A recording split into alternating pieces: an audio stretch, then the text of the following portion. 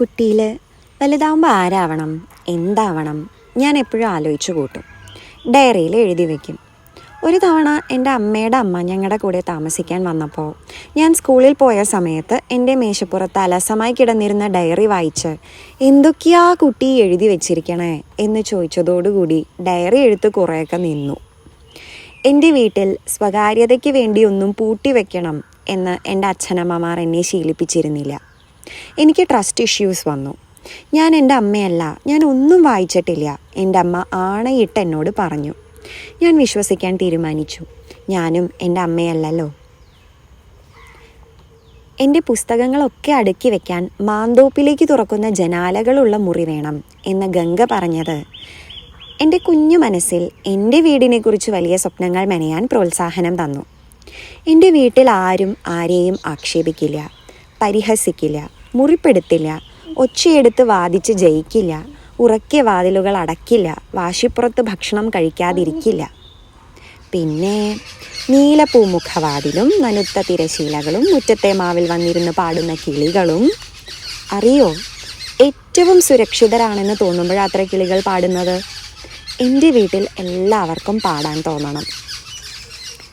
പിന്നെ തൊടിയിലേക്ക് തുറക്കുന്ന ജനാലകളുള്ള ഒരു അടുക്കള. ഞാൻ കണ്ടു വളർന്ന അടുക്കളയിൽ രാവിലെ ഒരു വെപ്രാളമായിരുന്നു. അച്ഛൻ കുളിച്ചു ചോട്ടിലേക്ക് ഇറങ്ങി വരുമ്പോഴേക്കും പലഹാരം മേശപ്പുറത്തെത്തണം. ഇഡ്ഡലിയും പഴനുറുക്കുമാവും അധികവും. ഞാനും അനിയനും വേവിന് കാക്കാൻ ഇടയില്ലാണ്ട് അമ്മ അടുപ്പത്തുനിന്ന് കിണ്ണത്തിലേക്ക് വിളമ്പുന്ന പയറോ അവരെയോ ചേനയോ നെയ്യ് കൂട്ടി ഉരുളയാക്കി തരുന്നത് ഉണ്ടിട്ടാ സ്കൂളിലേക്ക് പോവുക.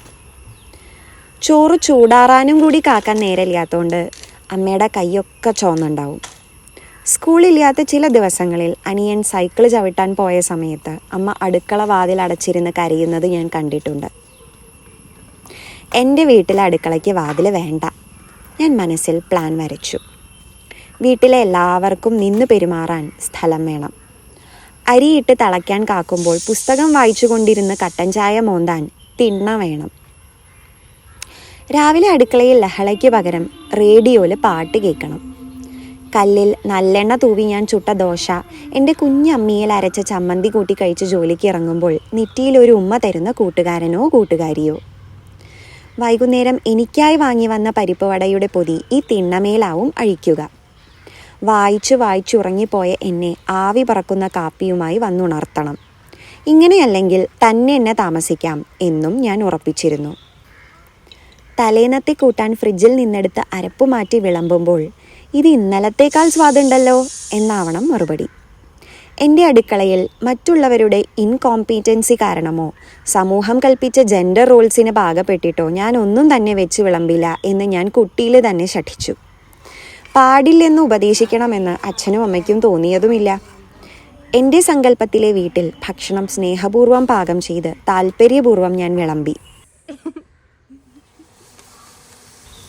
അവിടെ ഞാൻ മഞ്ഞയും വെള്ളയും നിറങ്ങളിൽ ഭംഗിയുള്ള സെറാമിക് ഭരണികളിൽ ഉപ്പും പഞ്ചസാരയും മുളകും പുളിയും നിറച്ചു സൂക്ഷിച്ചു.